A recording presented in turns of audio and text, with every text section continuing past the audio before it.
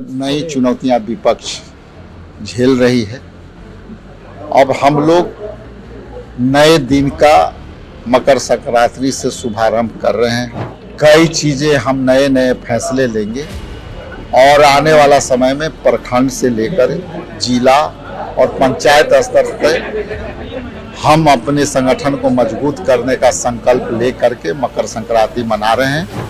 थोड़ा बहुत उनको भी मैं चूड़े दही में कहूँगा कि खा करके और सब नाराजगी दूर कर करके और ये वोट चोरवन सबके पकड़। हमारा जो सरकार है जो केंद्र का और बिहार में, ये बदले की भावना से काम करती है। बीच में इलेक्शन कमीशन के मिली भगत से बीजेपी ने बड़ी धांधलियां करवाई, लोगों के खाते में पैसे डाले।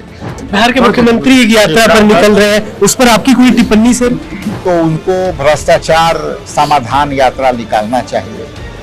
तो औरंगाबाद जाएंगे तो आपके चैनल के माध्यम से मैं आग्रह कर देता हूँ कि वो भी बदवा में टाके लौटी। बिहार में मकर संक्रांति का भोज यानी दही चूड़ा पॉलिटिक्स, राजनीति में इसकी शुरुआत लालू यादव के द्वारा की गई थी। बिहार में 94-95 के दौरान लालू यादव ने इसकी शुरुआत की थी। एक दिन आम लोगों के लिए रखा जाता था, एक दिन खास लोगों के लिए रखा जाता था। राजनीति में, ये बिहार की राजनीति में ये भी माना जाता है कि जिन लोगों ने दही चूड़ा पॉलिटिक्स की, उनकी राजनीतिक करियर भी गड़बड़ा गई।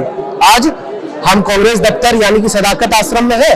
आज कांग्रेस के द्वारा दही चूड़ा भोज का आयोजन किया गया है। तमाम कार्यकर्ता यहाँ पहुंचे। दही चूड़ा, गया जी का तिलकुट, तमाम चीजें हैं, तमाम व्यवस्थाएं हैं। कांग्रेस के अध्यक्ष राजेश राम भी यहाँ मौजूद है। तमाम नेताओं का जमावड़ा लगा हुआ है, तमाम कार्यकर्ता पहुंच रहे हैं और दही चूड़ा पर राजनीति तेज है। राजद के हिस्से से बात करें तो इस बार लालू यादव का जिम्मा तेज प्रताप यादव ने संभाला है। तेज प्रताप यादव 14 तारीख को पूरे राज्य के तमाम, चाहे वो भारतीय जनता पार्टी के नेता हो, कांग्रेस के नेता हो और भी अन्य पार्टी के वीआईपी सुप्रीमो, तमाम लोगों को इन्वाइट किया है और अपने आवास पर दही चूड़ा भोज को लेकर निमंत्रण दिया है। आज ये भोज कांग्रेस दफ्तर में हो रहा है। राजेश राम साहब है सर, आज दही चूड़ा पॉलिटिक्स के तहत एक बड़ा भोज का आयोजन, तमाम कार्यकर्ता भी थे, क्या मैसेज देने की कोशिश थी? देखिए, ये मैसेज ये है कि हम लगातार नई चुनौतियां विपक्ष झेल रही है। अब हम लोग नए दिन का मकर संक्रांति से शुभारंभ कर रहे हैं। अब शुभ दिन आरंभ हो गया है। कई चीज़ें हम नए नए फैसले लेंगे और आने वाला समय में प्रखंड से लेकर जिला और पंचायत स्तर तक हम अपने संगठन को मजबूत करने का संकल्प ले करके मकर संक्रांति मना रहे हैं। हमारी सभी लीडर यहाँ आए और आप लोग भी आए। मैं सभी को मकर संक्रांति के हार्दिक शुभकामनाएं। एकता के सूत्र में पिरोने की कोशिश है तमाम लोगों को सर। देखिए, संगठन के तौर पर भले ही आपको लगता होगा कि चुनावी वर्ष में कुछ कार्यकर्ताओं की बातें आती है, लेकिन आज वही कार्यकर्ता आने लगे हैं लोग। क्योंकि देखिए, कोई भी चीज़ उम्मीद रहता है, आशा रहता है, तो डिमांड्स भी वहीं से होंगे। तो मकर संक्रांति के शुभ अवसर पर, शुभ दिनों में मैं उन सभी से मैं बात करूंगा जो लोग नाराज हैं। थोड़ा बहुत उनको भी मैं चूड़े दही में कहूँगा कि खा करके और सब नाराजगी दूर कर करके और ये वोट चोरवन सबके पकड़ के। एक जरूरी सवाल जो आपसे करना जरूरी है, उत्तर प्रदेश के बाद प्रियंका गांधी को अब असम की स्क्रीनिंग कमेटी की जिम्मेदारी दी गई है। एक बड़ी जिम्मेदारी है, अगला मिशन असम बंगाल है, तो आप कैसे देखते हैं इस फैसले को? जिस तरह से बंगाल में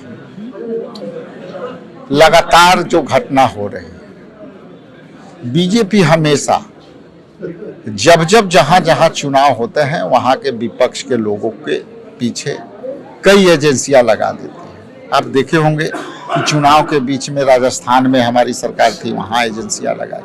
छत्तीसगढ़ में एजेंसियां लगाई।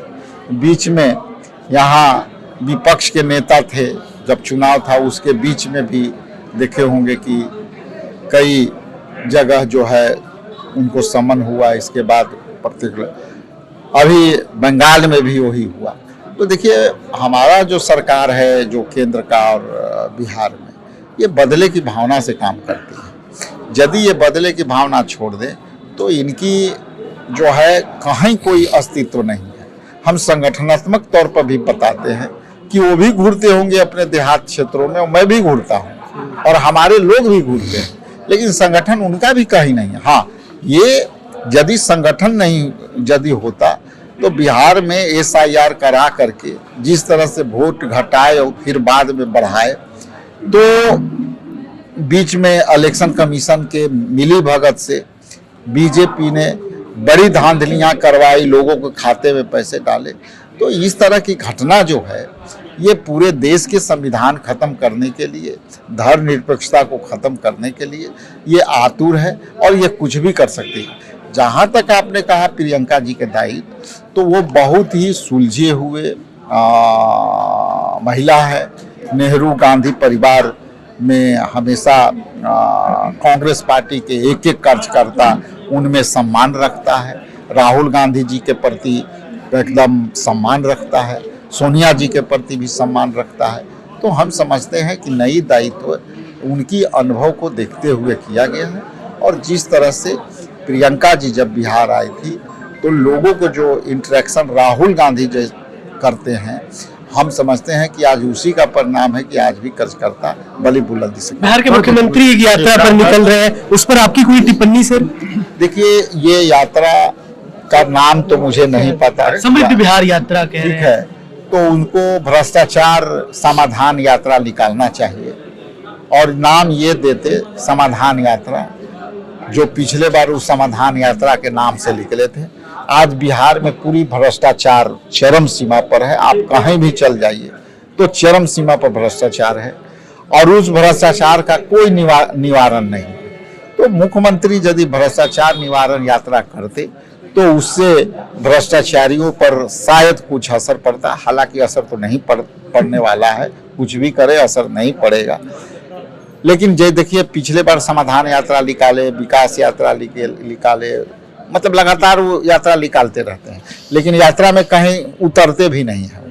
और बस ऑफिस में 10 मिनट कलेक्टेरिएट में जाएगा, कलेक्टर जो है सब पढ़ेगा और यस बोल करके और वो सब चले जाएगा। चूंकि मैं खुद 2 बार विधायक रहा हूं, औरंगाबाद में समाधान यात्रा में भी मैं शामिल रहा, विकास यात्रा में भी शामिल रहा, वहां तो कुछ होता नहीं है, फौरी तौर पे कुछ नहीं होता है।